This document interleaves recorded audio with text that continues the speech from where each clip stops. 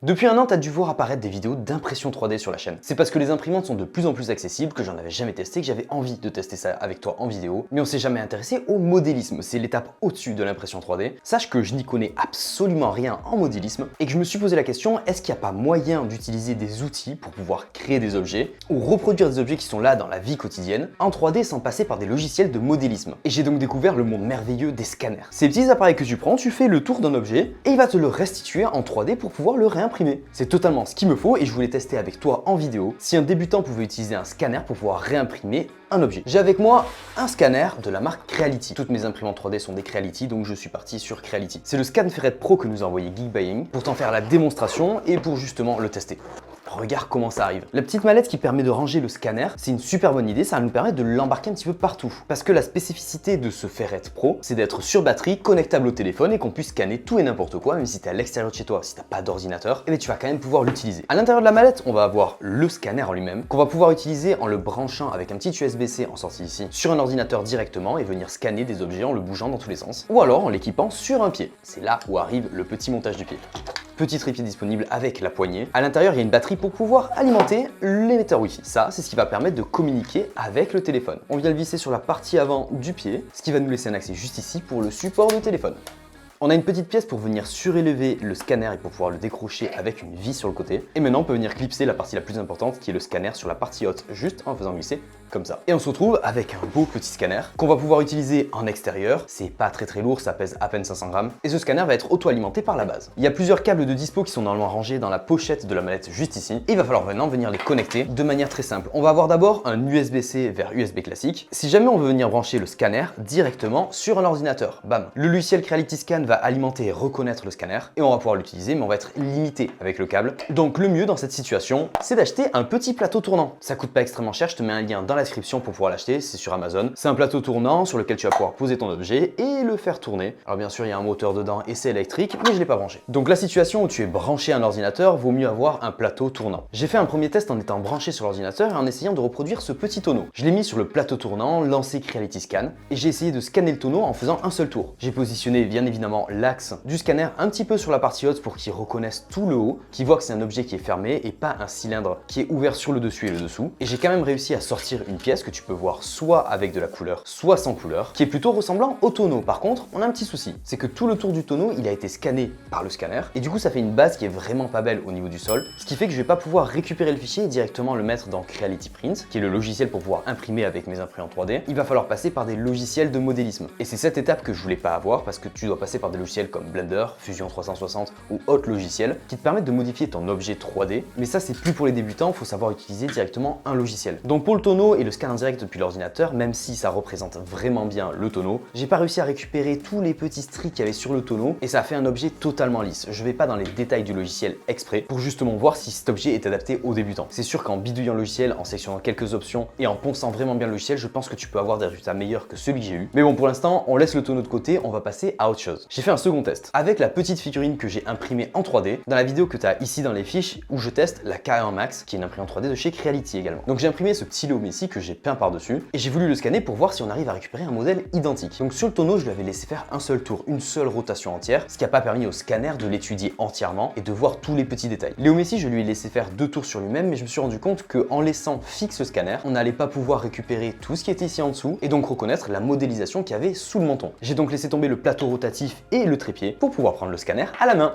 Et en le prenant à la main comme ça, en faisant une sorte de scan de haut en bas de Léo Messi, j'ai réussi à récupérer un modèle qui est très ressemblant, avec des textures que le scanner a récupérées au millimètre près. Quand je te dis au millimètre près, c'est que sur la partie arrière de Léo Messi, j'ai fait une trace de peinture. J'ai laissé une coulure qui laisse une surépaisseur mais très légère sur la tête. Ben, le scanner l'a reproduit dans le modèle, comme si c'était une petite déformation du modèle. Et ça c'est super intéressant, ça veut dire qu'il va pouvoir venir chercher dans les détails et avoir une très haute précision sur les parties qui sont plates. Évidemment, si cette coulure elle avait été au niveau de la tête, avec toutes les textures qu'il y a, je lui en aurais pas voulu, qui reconnaissent pas le coup de peinture. Après chaque modélisation et chaque test que tu vas pouvoir faire avec le scanner, tu vas pouvoir sur ce même logiciel retirer de la surface. Là je me suis amusé un petit peu à retirer le bord et l'embase qu'il y a autour de Léo Messi, tout ce qui est partie support au sol et que l'on ne veut pas imprimer. Mais malheureusement, même résultat qu'avec le tonneau, il va falloir repasser dans un logiciel de modélisme pour apporter quelques petites modifications au niveau des doigts de la petite figurine pop, mais également au niveau de la base au sol. Tu peux pas faire un truc complètement clean que tu viens imprimer directement après en utilisant utilisant uniquement le scanner. Tu vas obligatoirement devoir repasser par un logiciel de modélisme. Le dernier petit test que je me suis amusé à faire, je l'ai fait avec mon téléphone portable. J'ai repositionné le scanner sur la partie haute comme ceci et j'ai débranché le long câble qui allait à l'ordinateur pour tester ce petit module Wi-Fi qui est compatible avec l'application Creality Scan sur ton téléphone. Que ce soit sous Android ou iOS, ça va fonctionner quand même. Mais on a du coup quelques petits changements de câblage pour que tout ça soit alimenté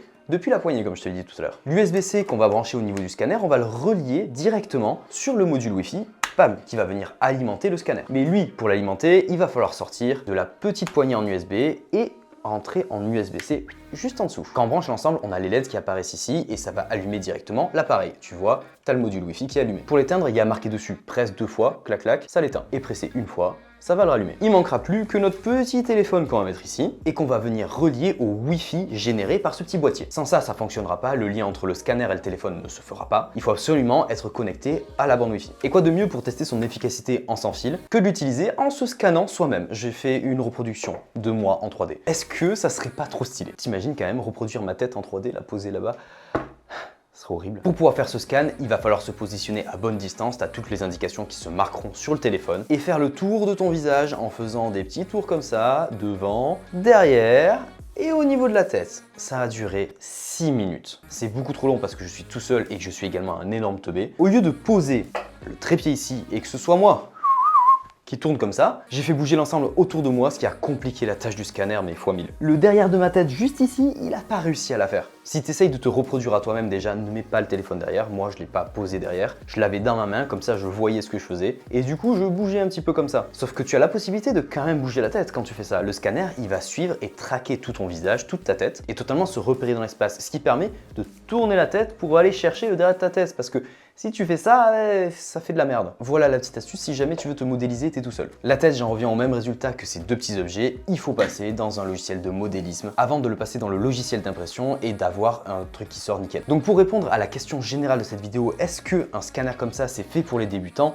Non, clairement pas. Je l'ai utilisé de manière un petit peu intuitive, en lisant les consignes effectivement, en regardant quelques tutos sur internet. Mais si t'as pas des connaissances un petit peu plus poussées dans le modélisme, n'achète pas ça si tu veux reproduire des objets. Par contre, si tu as des connaissances dans le modélisme et si tu sais comment modifier les scans qu'ont fait ce scanner, cet appareil il est un petit peu plus dédié à toi. Il va être très utile pour aider les personnes qui veulent reproduire cette figurine et qui ne veulent pas recommencer tout à zéro. Toute la base sera faite par le scanner, il y aura juste quelques retouches et quelques modifications à faire. Et c'est ça l'utilité de ce scanner, c'est d'avancer le travail pour reproduire des pièces, mais également pour avoir des mesures. C'est-à-dire que tu vas venir scanner un objet, par exemple cette mallette, que tu veux reproduire en 3D ou tu veux reproduire par exemple la mousse qu'il y a à l'intérieur. Pour reproduire ça et avoir toutes les cotes bien comme il faut, tu peux utiliser ce scanner. Tu connaîtras avec ça les cotes exactes, la profondeur, que tu vas pouvoir venir importer directement dans ton logiciel de gravure laser. Donc ce scanner, il va être utile pour ça également. J'espère que tu auras aimé cette vidéo, c'est quand même une petite révolution d'avoir un scanner mobile portable comme ça et pouvoir te balader, partir quelque part et scanner un objet que tu vas pouvoir reproduire chez toi. Je trouve ça hyper fun comme produit et t'as les liens si jamais t'es intéressé en description avec un petit code de réduction.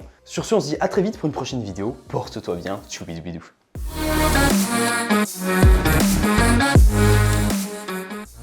Il est parti le minot? Qu'est-ce que c'est le truc le scanner là? Oh putain, pour faire une surprise à tata Bernadette. Regarde ce que j'arrive à refaire là dans le pantalon. Oh putain la caméra! Minot, la prochaine fois tu me feras le plaisir d'éteindre cette caméra.